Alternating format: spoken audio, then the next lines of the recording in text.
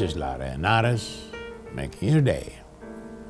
Within part 9 of my article, The Great Civilizations, chapter, The Rise of Christianity.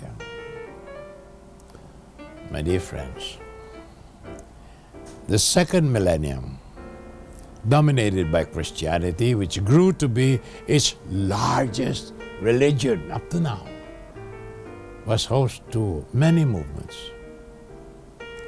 First, the Holy Inquisition guarded the purity of the faith, suppressing all the heresies that arose with very precision, torturing and torching heretics of the state,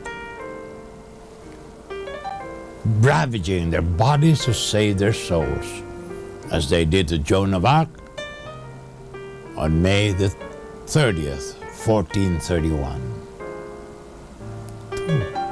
The Crusades, spanning almost 200 years, from 1096 to 1291 AD, sent European Christian armies to wrest Jerusalem from the Arab Muslims. During that period, 9 crusades were fought. In the First Crusade, the Christians captured Antioch and Jerusalem. In the Second Crusade, Christians lost Edessa and Damascus. In the Third, Richard the Lion-Hearted and Saladin faced each other in an epic battle at Ursof, which Richard won, and both finally signed a peace treaty. Crusades, sacking Jerusalem, smashed the skulls of Muslim babies against the walls, massacred the population of 40,000, then walked on their knees on Via Dolorosa, following our Lord's footsteps to his crucifixion. God must have been so angry that he sent the Black Plague to decimate 25 million people, 1/4 of Europe's population. At the end of the Crusades, the Christians lost Jerusalem anyway. What a waste.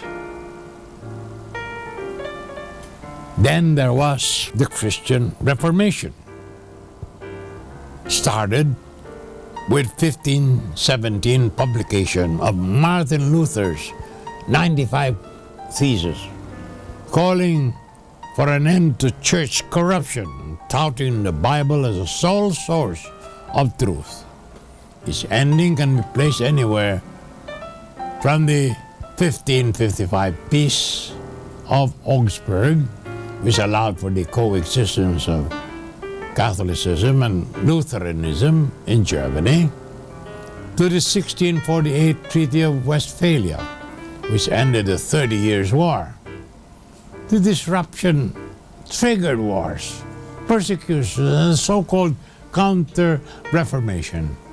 The Catholic Church's delayed but forceful response to the Protestants. More about this after these messages. This is Lara and Aras making your day with part 9 of an article I wrote on Great Civilizations. Chapter, The Rise of Christianity. Continue to quote. We spoke of the movements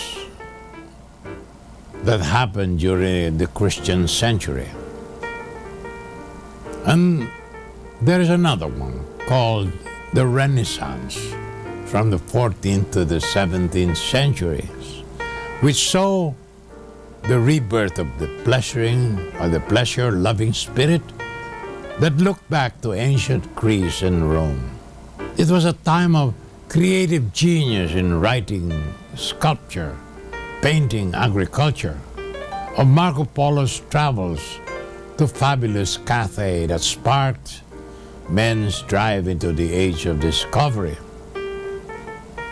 The age of discovery, seeking sea routes to Cathay and sources of spice, allowed the white men to colonize other lands, convert colored people to the Christian faith with the cross and the sword, enslaved the blacks, commit genocide on the Aborigines, and steal their gold.